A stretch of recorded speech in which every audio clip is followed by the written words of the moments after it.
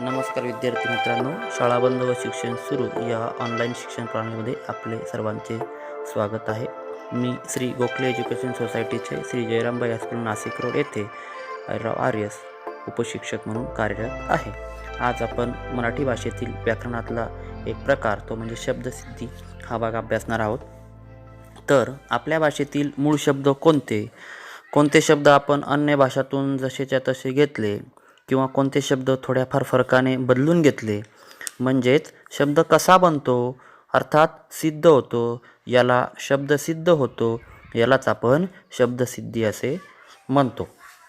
आपली मराठी भाषा संस्कृत, प्राकृत या भाषांपासून निर्माण झालेली असल्यामुळे त्या भाषांतील ठेवा आपल्या भाषेत भरपूर प्रमाणात आहे.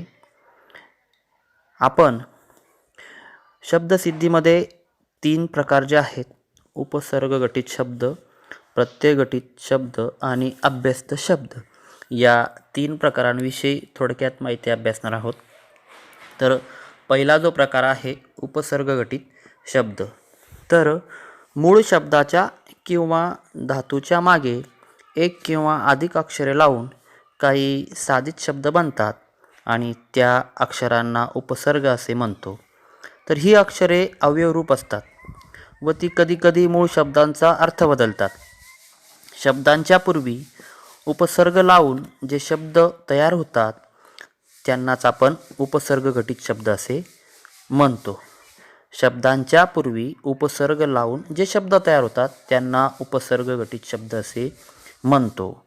उदाहरणार्थ जर काही शब्द घेतले आपण, तर प्रगती, अनुभव, उपहार, अपयश, संभाषण, आकार, सहवास, प्रतिकार, प्रकार आणि अध्यक्ष.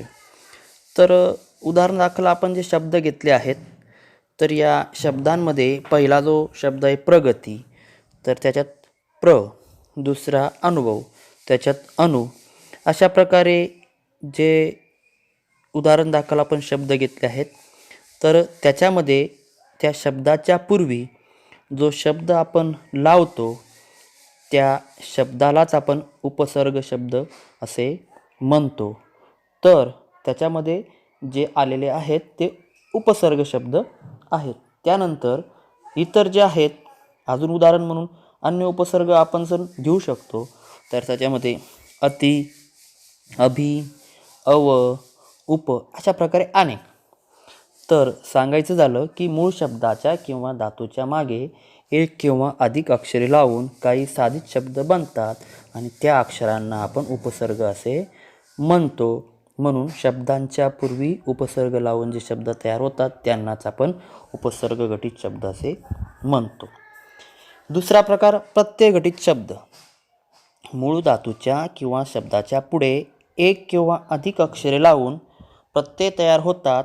अशा रीतीने शब्दांच्या पुढे प्रत्यय लावून तयार होणाऱ्या शब्दांना प्रत्यय गटित शब्द असे म्हणतो.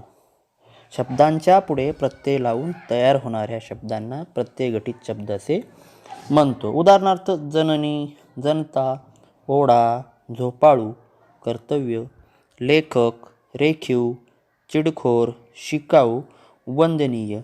तर याच्यामध्ये जर आपण शब्द घेतले, तर त्याच्यात जननीचा शेवटचा जो उच्चार ई, जनता, ता अशा प्रकारे जे प्रत्यय आलेले आहेत, तर अशा प्रत्यय जोडून तयार होणाऱ्या शब्दांना आपण प्रत्यय गटित शब्द असे म्हणतो.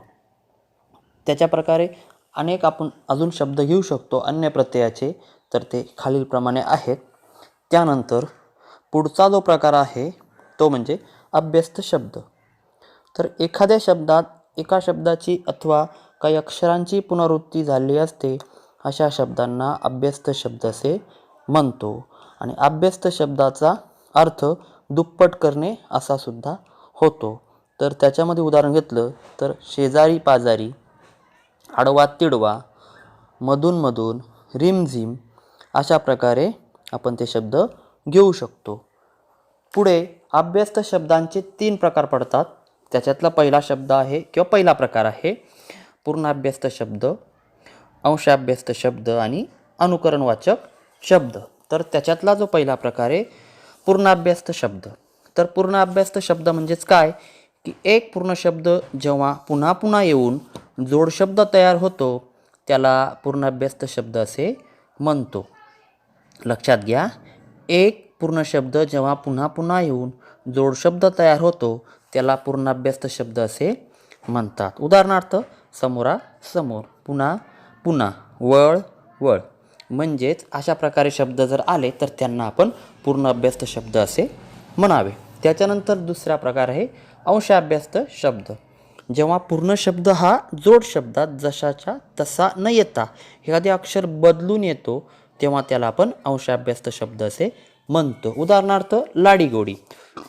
त्यानंतर पुढचा आहे दगडबिगड आणि अदलाबदल. म्हणजेच जेव्हा पूर्ण शब्द हा जोड शब्दात जशाच्या तसा न येतात त्याच्यामध्ये थोडासा आपण बदल करतो तर अशा शब्दांना आपण अभ्यस्त शब्द असे म्हणू शकतो. त्यानंतर त्याच्यातला तिसरा प्रकार आहे अनुकरणवाचक शब्द.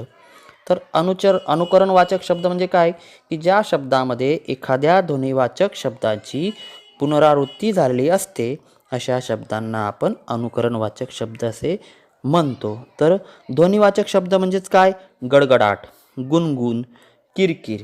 तर याच्यावरून आपल्याला लक्षात येईल की अनुकरणवाचक शब्द म्हणजे काय.